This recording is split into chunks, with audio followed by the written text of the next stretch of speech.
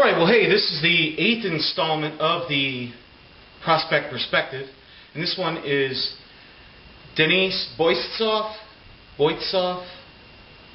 You know, he's Russian, 24 years old, 27-0, no draws, 22 by way of knockout for an 81% knockout ratio. He's a WBO European Champion, former amateur champion, world junior champs over in Europe and those areas. Very dominant amateur career.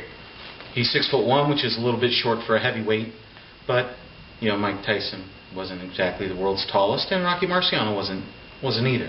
He's a solid 224 pounds, 226 give or take, and he's built kind of like a tank. Yeah, he's kind of built like a tank. He's got 6 years of pro experience, turned pro in 2004. His opponents, 16 of the 27, have had winning records, which you always like to see. You want to see more than half of the fighters, especially when you're getting up in that range, having winning records.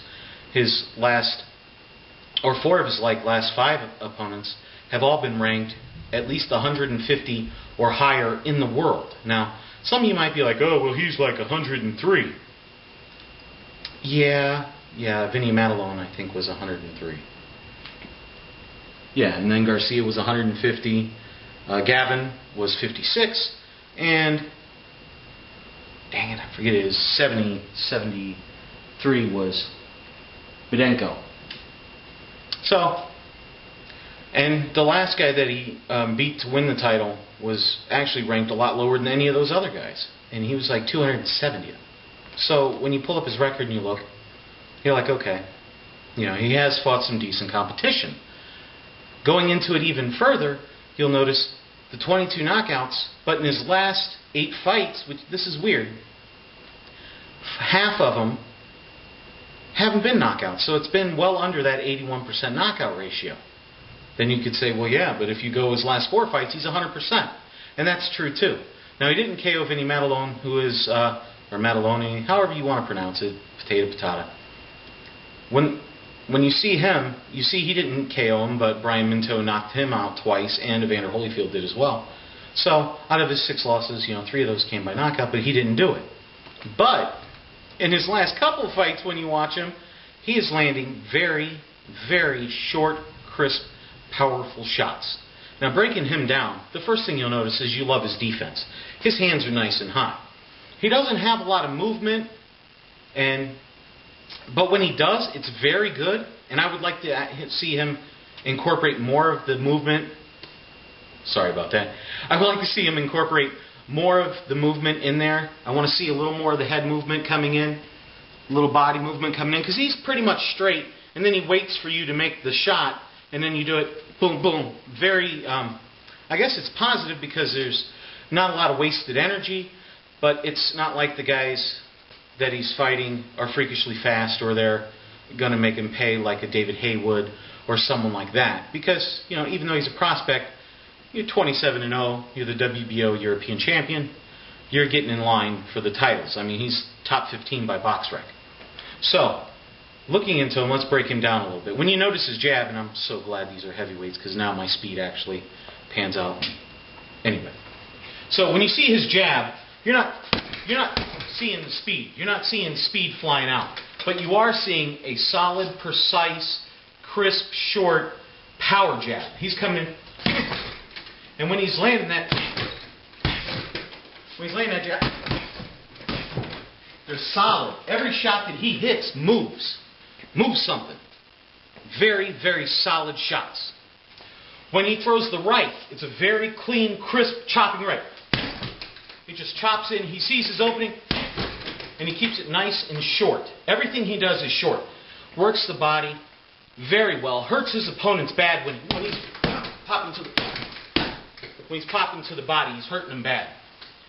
And you love to see this stuff. His hooks are short, crisp. Have I been pretty much, are you getting this picture? He stays in close.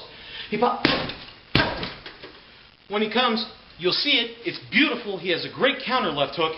Here, the right hand shoots over. Small head movement. The second his head comes out of the way, here, the punch shoots over, and he uncorks that hook. He just fires it in. Great at countering. All this stuff is very, very nice to see. Let me see. Oh, his opponents, 351 wins, 197 losses, and 12 draws. 63% winning percentage, 35 losing, and 2% draw, which is pretty low normally for 560 fights. Let's see what he has. Oh, this is the one thing that does hurt him, is that when he moves, when he does move, he's not using side angles to hit here. He's not stepping and ripping here. He's not doing that. He's backing up. And when your game is based on the short game, all this stuff is that crisp, solid overhands coming in. They're very crisp. They're very solid. But when your game is built like that, the last thing you want to do is back straight up, because that puts you at a distance. And now you have to get back in to close that distance in order to get your game shots, to get back working what he does best. And that's the what? The short game. Now, he can fight inside. He can do that. Outside? No. He's in more of a mid-range to in fighter. Now, not saying that he can't fight outside. I don't think he has the speed to do something like that because his game is short.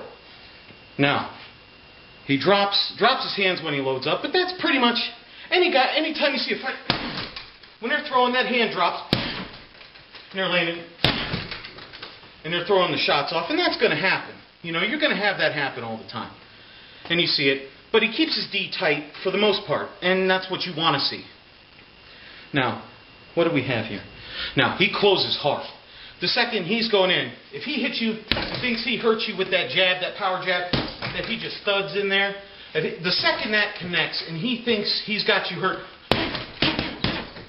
he's coming in and he's trying to make you pay because he smells the blood in the water.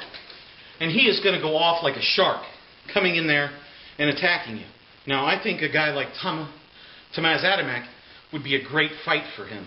I think their styles match up very well. They're similar in size. Adamek has the speed, but I think that would just be a great fight for him. As far as the clinch goes and stuff like that, I would say no, sorry.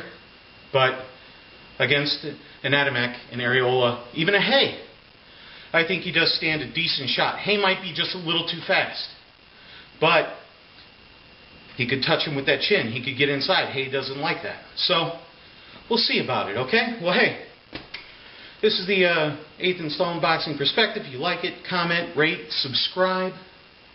And it's a Bigragu. I'm out. Keep punching.